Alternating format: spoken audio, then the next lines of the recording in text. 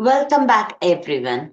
Today, we are going to do a simple lesson understanding how to create tables and how to insert records into the tables.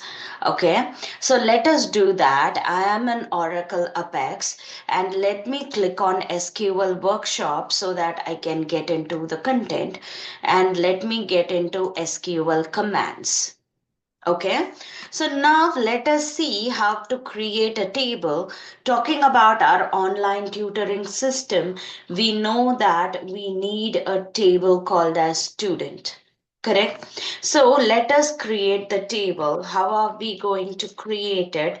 It is create table name. So since we already have a table name called student, let me create an abbreviation for my system. It is online tutoring system. So let me call my case study as OTS, online tutoring system. And in that case study, I'm creating student. So I am going to name my table as OTS underscore student. Okay, and then you will have parenthesis, and towards the end we will give the semicolon as the delimiter. So this is the basic syntax for creating a table. Create table, table name, parenthesis, and then semicolon. So here inside this we are going to create all our columns. So how do we do it? So I have a column called student ID. As I told you, you can use whatever case it is. The table name, the column name, they are not case sensitive. So you can give whatever case you want it to, because internally it will be stored in just one simple case. So now student ID, so that is your column name, and after the column name you have to specify the data type. So in my case the data type is a number. Okay, and then if it is going to be a primary key, I would say primary key. Okay, this is an easy way of doing it. You can, in addition to it, you can also give a name to the constraint. So I would say constraint OTS underscore student, which is my table name, and then PK to indicate it's a primary key. So if you give a valid constraint name, then internally this primary key will be stored in this name. So later on, if you wanted to make any changes to your constraints, you can use an alter command with this particular constraint name and do the needful.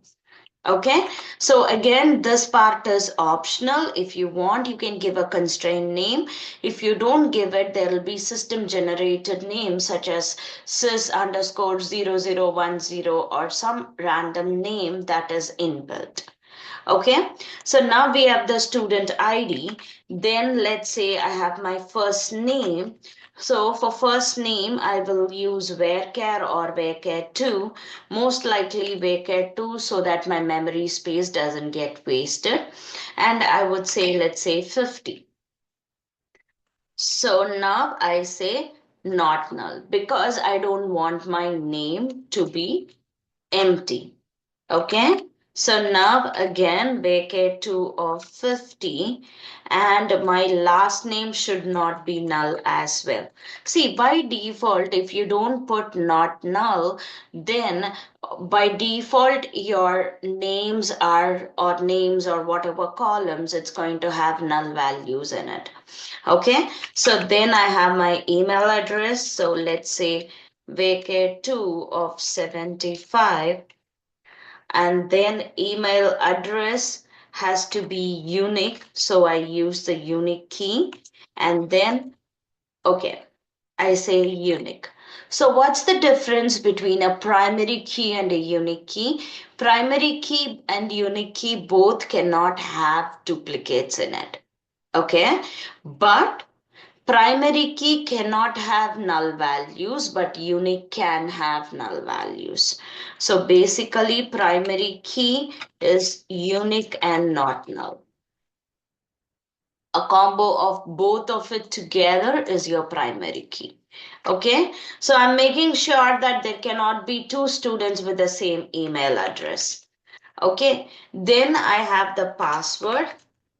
So based on your restrictions, let's say my password is 255 characters long. If they wanted to log in to the online account, if I don't have a password, then I can leave it. Okay. So password cannot be null, so I make it not null. Then I have the phone number. Phone number is going to be vk2 of 20 because like you might think phone number to be a number. It again depends on your requirement. I used to put the dashes to represent the area code and all that, and sometimes parentheses, so I would stick to varchar. Okay, so vacate 2 and phone number, it might be there or it might not be there. And then coming on to the address, remember we normalized it to contain door number.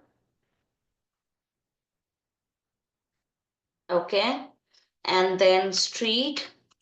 Again, door number, if it's only numbers, you can keep it as number. If it is F dash something like that, I would prefer to be a vacate 2 just to be on safer side.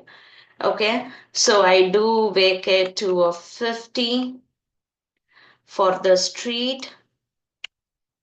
Okay, and then city will be vacate to of 50, and then state will be vacate to of 50. Okay, so the last column will not end with a comma. You end with a comma only if there is one more column after that. And just like how you give the constraint names for primary key, you can go and give your own constraint names for not null and unique as well. Okay, so now that it is done, let me try to run it and see if it runs fine. Yes, it says table created. So like this in your case study, if you have 5 or 6 tables, then you will create all those tables. Okay, and now the next step is how do you insert records into the table? So there are two ways of doing it. I will show you both of it. Okay, so I will tell you the more professional way of inserting a record into my table. It will be insert into your table name. So in my case, it is OTS underscore student. So let me make it as OTS underscore student, and within the parenthesis and then values and then again parenthesis and semicolon. So this is one syntax. The other syntax is where you just say student name, no parenthesis after that, and then values parenthesis semicolon. So these are two alternate ways that I'm going to show to you.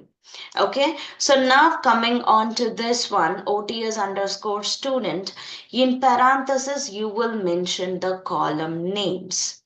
So when you mention the column names, you get a chance to skip few columns, especially the null value columns. Okay, so when I say this, I will say student ID, first name, last name, email. You can mix and like it's not necessary that you have to give the column names in the same order it appears. You can change the order also. Okay, so now I have these many optional columns. If you want, you can mention all those column names and give values for it, or you can skip the ones which you don't want to give a value. So I'm going to skip the phone number here. Okay, the phone number, door number, and street, I am just going to give the city and state. Okay, now The parenthesis on the left of values is going to contain your column names. As I told you, you can give all the column names in the same order it appears and give values here, or you can change the order, or you can skip few columns which can accommodate null values. Okay, so now I'm going to give the values, but remember the value should be in the same order in which you're specifying the columns here. Your values cannot have a different order. If so, you will end up in an error. So if you see my student ID, so let me say my student ID is 123. My first name is going to be Alice. And remember one more thing, when you have strings, when you give values, you have to give the values in single quote only. Okay? And then the last name. So let me say Johnson. Okay. And then moving forward, it's my email address.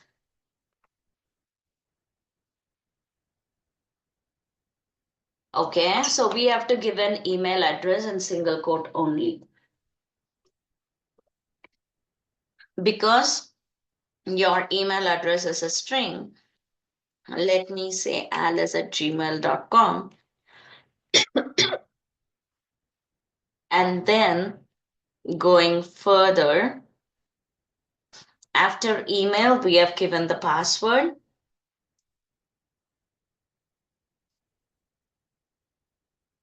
Let me say password 123.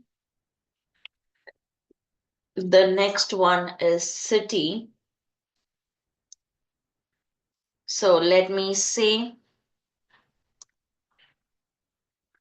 city is Chicago and the state is IL. Okay.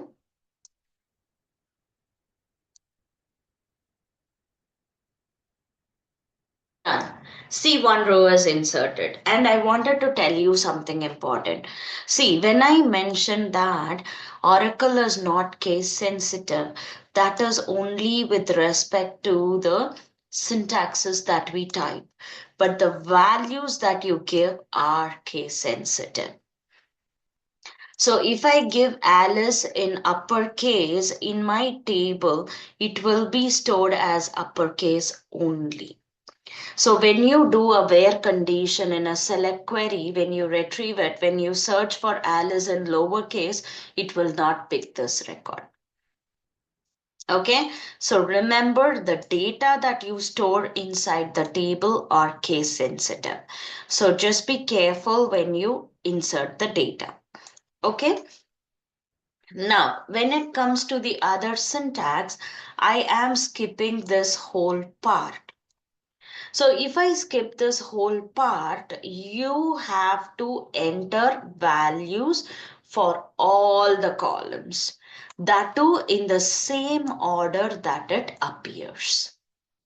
Okay, if you don't want to give value for any of these, you can specify null, but that at least that null has to be there. Okay, so let me show that to you. Now let's create another record. Okay, so let me create the student ID as 124. Name is going to be, let's say, John. And this time, let me put them in the title case one. So John and the last name is going to be Smith. Email is going to be smith@gmail.com. And then password is going to be password@123. Then phone number. So remember in the first one we skipped phone number because we didn't specify phone number here. So we will specify values only for the columns listed here. But when you skip that part, you don't specify the column names in your insert statement, then you have to give values for everything. So phone number. So let me say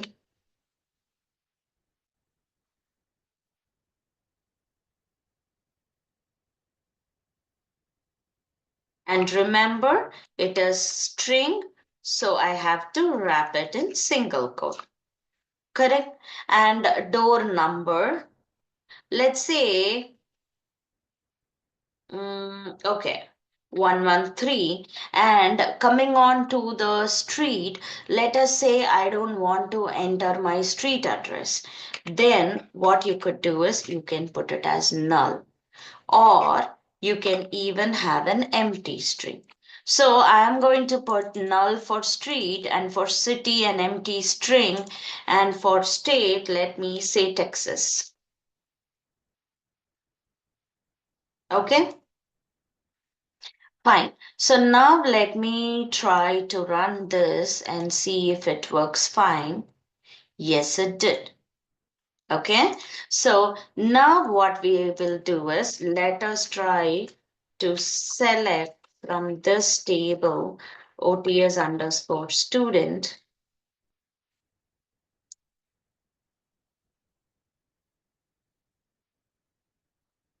Did you see? And look at the cases most importantly.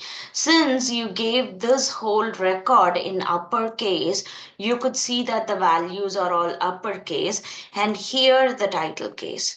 So this is why I said the data is case sensitive.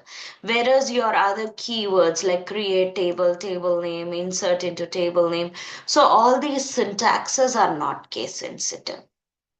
Okay, so now you have two records. So similarly, for your case study, if you have six tables, I would expect you to create all six tables, at least insert 2 to 3 records in each tables, and then do a set of queries for practice.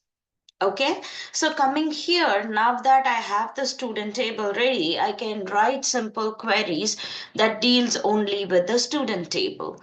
Like let's say I can, if I wanted to order right now, it just shows records in the way it is inserted. Correct? If I wanted to order the records in such a way that it orders by state but in descending order, then I would say select star from OTS student ordered by state descending. And rather than star, I can just pick the columns that I wanted to. And now let me try running it. See? So like this, once when you have your table, when you have at least few records to play with, you can write DML queries and play around with it. Okay, so I hope this video is clear to you. In the next video, we will go back to our case study, which is our online tutoring system, and let us try to create all the tables, not just this table. So in order to get back to this file, I'm going to save it in a name. I will say online tutoring system case study.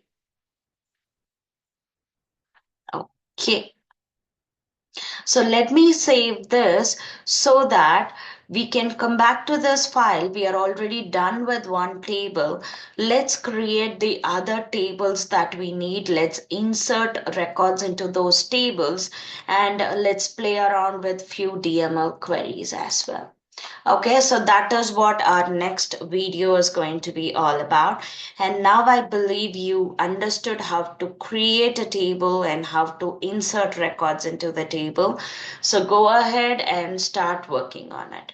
Okay, I'll see you soon in the next video. And as always, if you have not subscribed to my channel, please do subscribe to it. Okay, and every single like that I'm getting from you will motivate me in posting more videos. Okay, so stay tuned. I'll talk to you again in the next video. Take care. Bye bye until then.